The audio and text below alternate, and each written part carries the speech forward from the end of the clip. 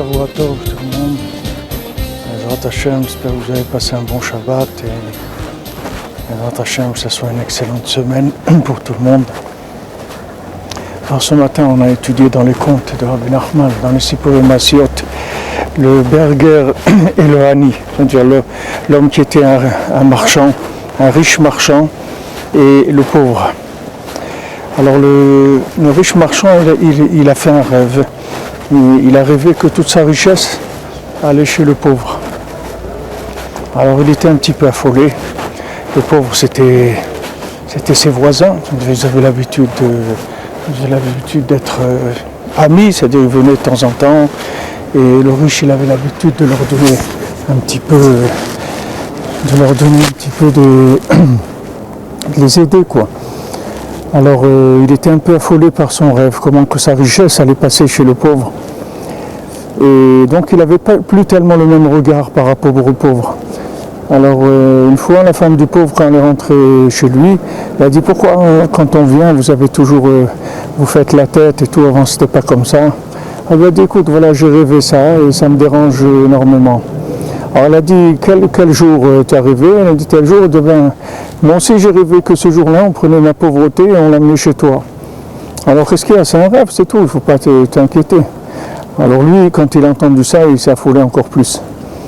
Alors ce qui s'est passé après, c'est qu'une fois, la femme du riche a été se promener avec ses compagnes, et elle a pris aussi avec elle la femme du pauvre.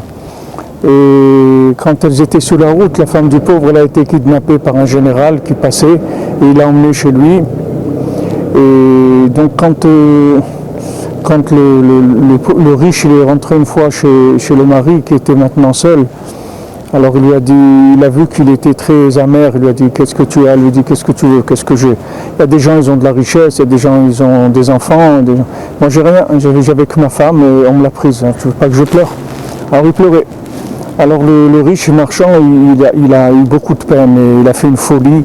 Il dit là-bas une folie, il est parti, il a cherché où c'était l'endroit où il habitait ce général.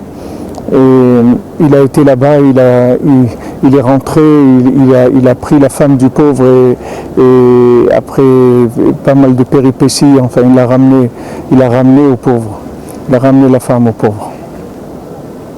Et tous les deux, ils n'avaient pas d'enfants. Et après cette aventure-là, c'est-à-dire qu'il a été sauvé la femme du pauvre, alors ils ont eu des enfants. Lui, il a eu un garçon, le riche, et le pauvre, il a eu une fille. Et bon, après, c'est la Bara Benou à la fin, il dit que c'est toute l'histoire de la Géoula, comment elle va venir, la délivrance, etc. Et ce qu'on voit, c'est que quand maintenant le riche, il a vu que sa richesse allait passer chez le pauvre, alors il s'est affolé. En fait, Hachem, il a fait ça que pour son bien, c'est-à-dire que maintenant, quand il a vu sa richesse passer chez le pauvre, c'est-à-dire que maintenant, il avait l'habitude de vivre par rapport à l'imagination qui était fabriquée par la consommation de ce monde. Maintenant, quand il a vu le pauvre, il a été sauvé la femme du pauvre. La femme du pauvre, en fait, c'est la prière. La prière, elle a l'air pauvre dans ce monde. La prière, elle a l'air pauvre. Si on voit un religieux, on a l'impression qu'on voit un pauvre type comme ça, quelqu'un qui est pas... Il avait rien à faire dans sa vie, il n'a pas réussi dans le commerce ou dans le sport ou dans la musique ou dans l'art ou dans n'importe quoi. Et bon, il n'avait pas le choix d'être religieux. C'est-à-dire que tout le principe de la prière, qui est le fondement même du judaïsme, c'est-à-dire Kol Yaakov, c'est-à-dire tout le principe de Yaakov, c'est la prière. Alors ce principe-là, il a l'air très en galoute, c'est-à-dire que on a l'impression que c'est rien, c'est pauvre, c'est pauvre. Et en fait, Hachem, il veut nous donner cette véritable richesse qui est la parole. Alors souvent, on est obligé de passer par des moments où on perd un petit peu notre richesse artificielle ou notre réussite artificielle.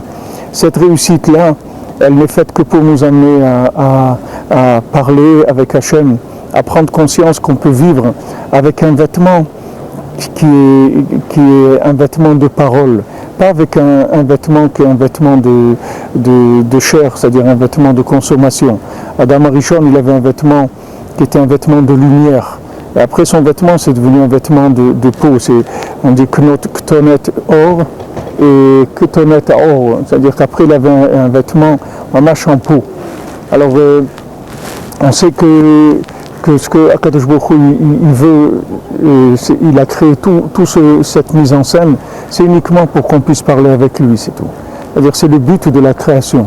Tant que quelqu'un ne s'est pas fabriqué un vêtement de parole, c'est-à-dire un concept de la vie qui passe par la parole, il n'a pas rempli l'objectif qu'Hachem attendait de lui dans ce monde. C'est-à-dire Hachem, il veut qu'on vienne, comme c'est écrit, Krut Varim Vaoul Hachem. Prenez des paroles et venez vers Hachem. C'est-à-dire que Hachem, il veut qu'on parle avec lui. Toutes les situations dans lesquelles il va nous mettre, c'est pour qu'on puisse parler avec lui.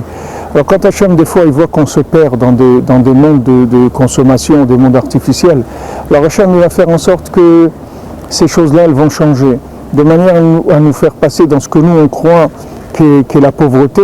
Mais en fait, ce n'est pas de la pauvreté, parce que de ça va naître des enfants, va naître des choses extraordinaires qu'au départ, on ne pouvait même pas imaginer que ça existait. C'est-à-dire chacun, tant qu'il n'a pas laissé son âme s'exprimer, il ne sait même pas qui il est, il n'a aucune idée de ce qu'il est. Maintenant, c'est que la parole qui va laisser l'âme s'exprimer.